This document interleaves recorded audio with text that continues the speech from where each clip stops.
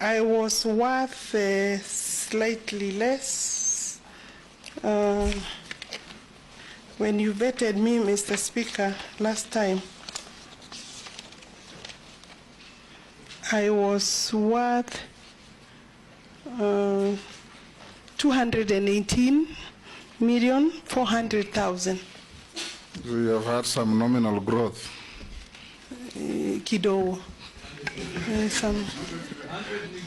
You've grown by 100 million. I have grown in those 2 years. Yes. Yes. I was just a few adjustments. It is the properties that have increased in terms of appreciation in value.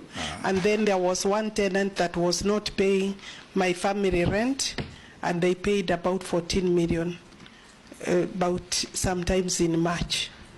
So do you use your office to get them to pay? My office of MP, of minister? Yes. No, I don't. No, I don't. I am not the one who corrects the rent. I, Joe Halende, will be taking over as the Secretary General of UDA Party. Going forward, UDA Party is going back to its members. One Cleophas Malala has joined our opponent. He is supporting the Tawe movement. He is supporting agendas that contradict the ruling party. He has gone against our party leader. The party has been doing its massive grassroots recruitment and election. He has been on the forefront to frustrate the process. They have gone ahead with other cartels within the party to be getting fake court orders to stop the party grassroots elections. So clearly, he has been a man on the run. The grassroots elections will go on as planned. Rebranding and recruitment will continue. There's a famous photo which is doing rounds on social media. The Honorable Raila Odinga, who is our party leader for Azimio la Umoja One Kenya coalition, convened a meeting of the summit. That's why most of the leaders you see there are members of the summit. I don't need to mention their names, so they're there. Well, the Honorable Raila took the opportunity to brief the summit because we have not met for quite a while since the happenings around the Kenya Kwanza administration, and they are having poached members of our coalition without consultation. Actually, what has come out clearly was, from that briefing, was these members, the 4 of them at the time, were very keen to join Ruto's administration without even a properly negotiated coalition agreement. Ni kama mtu ako na hamu kuolewa. So they jumped in, and we got that briefing. But we also, I remember telling my brother Raila that you have been snookered. Those are the words I used. That this thing about national conversation or convention will not happen because Ruto has got what he wanted and what he calls government of national unity. And there's no government of national unity because there cannot be. Even if for a moment you are to assume amechukua watu wa ODM. But ODM plus Kenya Kwanza is not national unity. And so the rest of us are very clear that William Ruto snookered Raila Odinga and so Raila was himself very unhappy. He was actually telling him, calling him from, or sending emissaries to tell him not to announce a cabinet his other half before he came back. But that is all now water under the bridge. Our position is simple. I gave a direction as leader of WIPA that our members will vote against those nominees, even if their voice will not overturn what Ruto wants. But we want to go on record that this was cannibalization of a viable Azimio la Umoja One Kenya coalition. However, we took the decision that Azimio will stand as Azimio. And if we are going to disband Azimio, we'll do it together, not separately. Because even our friend Peter Munya, who wanted to issue a statement that is also PNU is pulling out, we are able to agree if we are going to have to do away with Azimio la Umoja One Kenya, which is not our intention, we'll have to do it together. Take a decision. So I thought it's important. Another thing that came out of that consultation, for the avoidance of doubt, I remember I was attending a church service in Ruiru several weeks ago, and I met Honorable Gachagua for the first time. For the very first time. And then there were discussions that some people want to impeach him. I think that conversation is alive again. But as a summit of Azimio, including Raila Odinga himself, we have taken the position, if they bring an impeachment motion against the Deputy President, what is his name? Rigiji, we will Azimio oppose it. We don't want to be drawn into those unnecessary fights between a sinking administration. Tumekataa hiyo. We said we are not interested. So even today you see they are fighting over who is Secretary General, who is not Secretary General, those things. So let them fight their own battles within their coalition. They should not bring Azimio la Umoja into their cat fights. And you know there are people who hold positions to this day, elected, who don't have degrees. You know that very well. You live in Kenya as I do. You know, people launder themselves around. How do you go to court for a judge to determine whether or not you went to school? You know, how can I turn up in court for a judge to determine whether or not I went to school and whether or not I have a degree? That's the kind of country we live in. Kuna watu wanafikiri ni mchezo. Hata juzi niliona kwa mtandao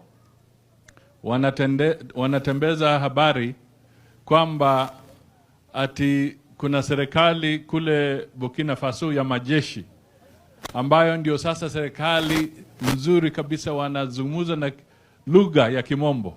Labda wengine wameona hiyo.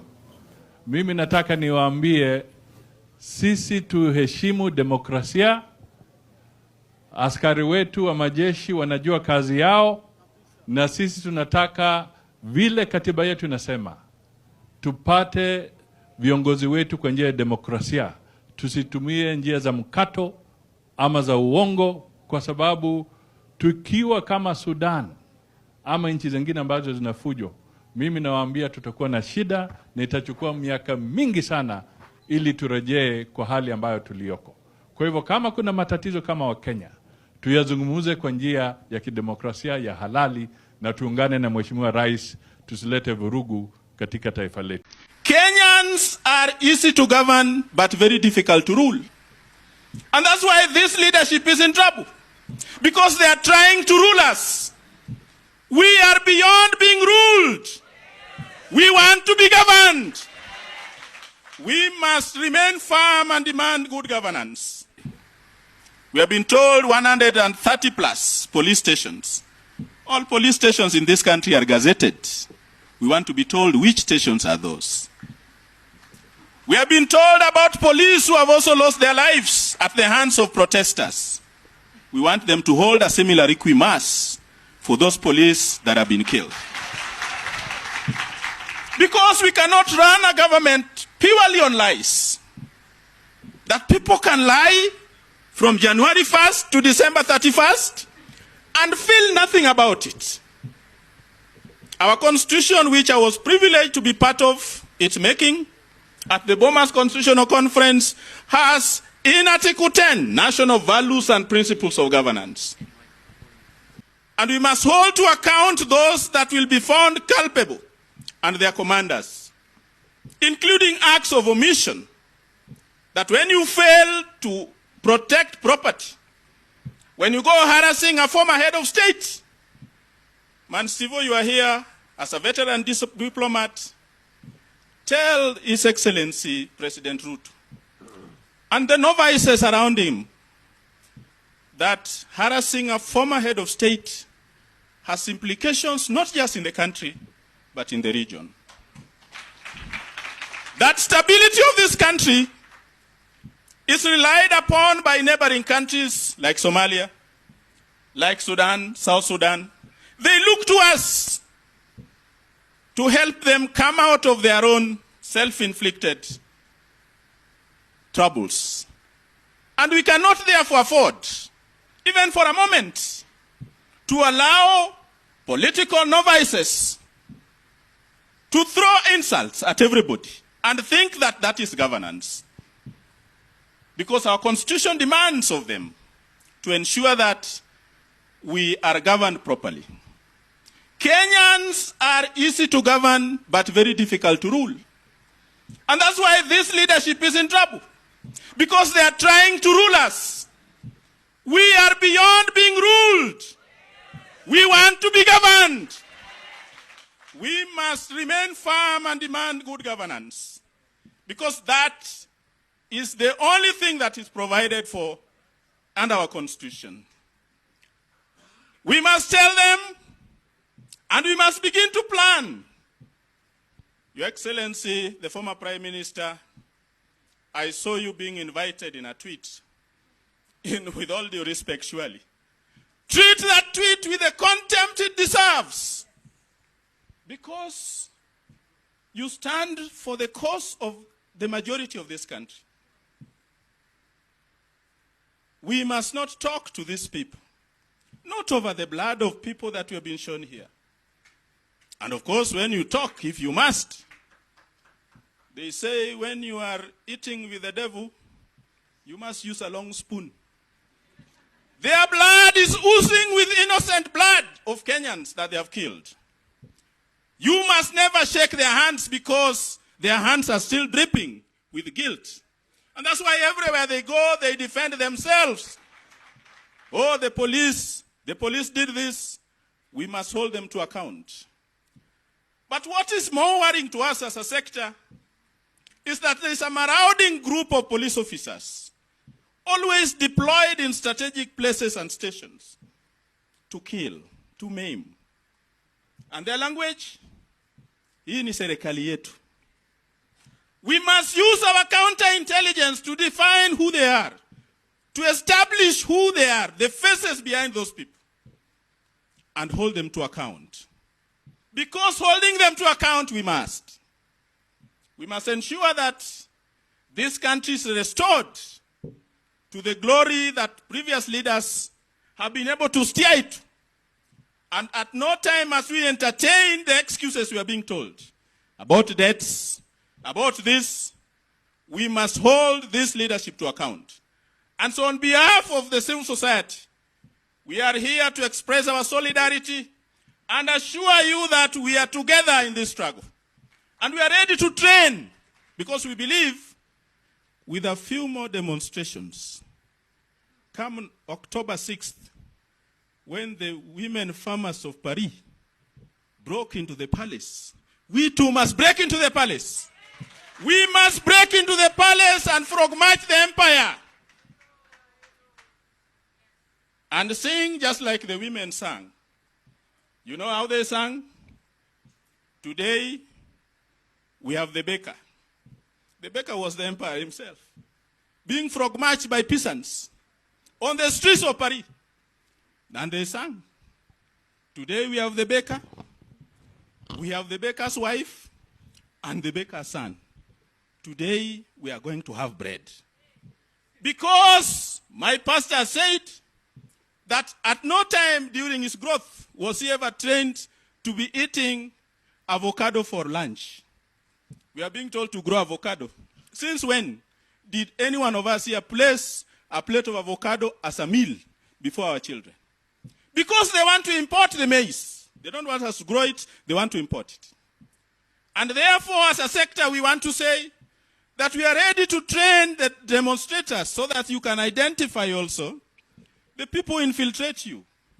That's part of what I've been doing for the last 20 years. Equipping you with knowledge and skills on how to identify these crooks that pretend to be demonstrating in your midst, yet holding a gun to terminate your life. We are ready to do that. We are ready to sit with the leadership of those cells of people that organize protesters, because these protests must continue. But we cannot bow to the whims of those who want to cower us into submission and think that they are the greatest leaders that have ever lived. We must put them where they belong, because they have a history of violence, of killing. The tragedy we did on August 9th, 2022, was to put people into leadership with no history at all. They were born, they lived, and they are waiting to die. That's it. They have no history in this struggle for change. The only story you can talk about them is something called Youth for Kanu 92. And that's why they continue to deceive our brothers and sisters in the Mount Kenya region with handouts, because that is the only politics they know.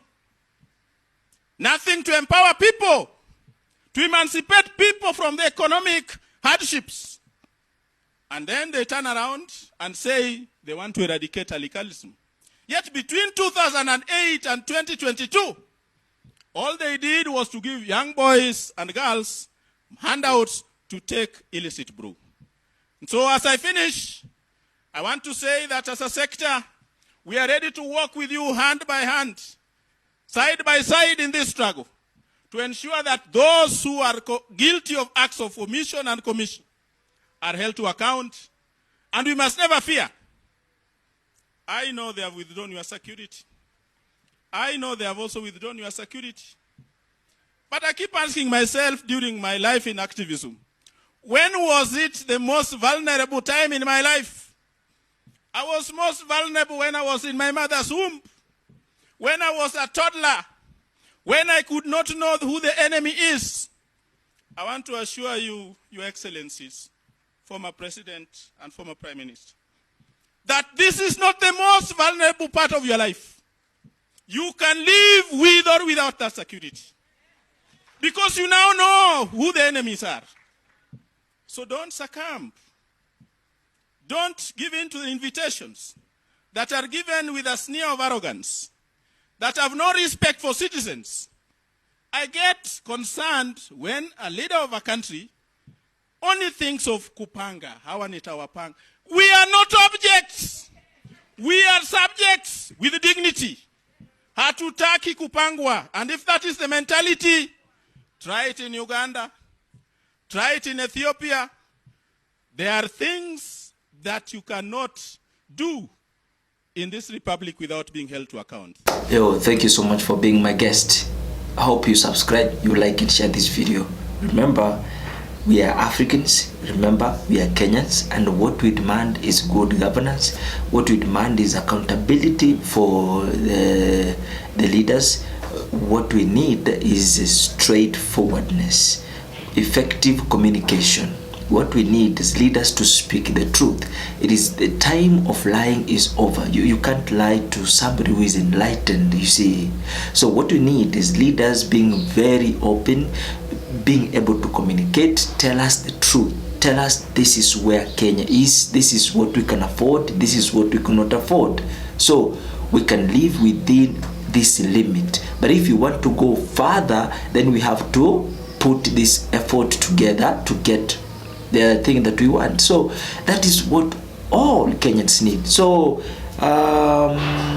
be careful right now. In choosing leadership in Africa, you need to be very careful. Choosing leaders who are Kenya, you need to be extra careful, because the problem with the Kenya, Egypt, is it Egypt or Israel? Israel,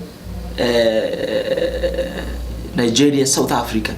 The problem with these countries is that they are the puppets to Europeans. So they're serving the interest of their bosses, not serving our interest. So you can hear the promises. The other thing that you need to know is that the kind of education that we study is not our education. So education we study tells us you need to go there and work, you see, and you are forced, you must go there and work.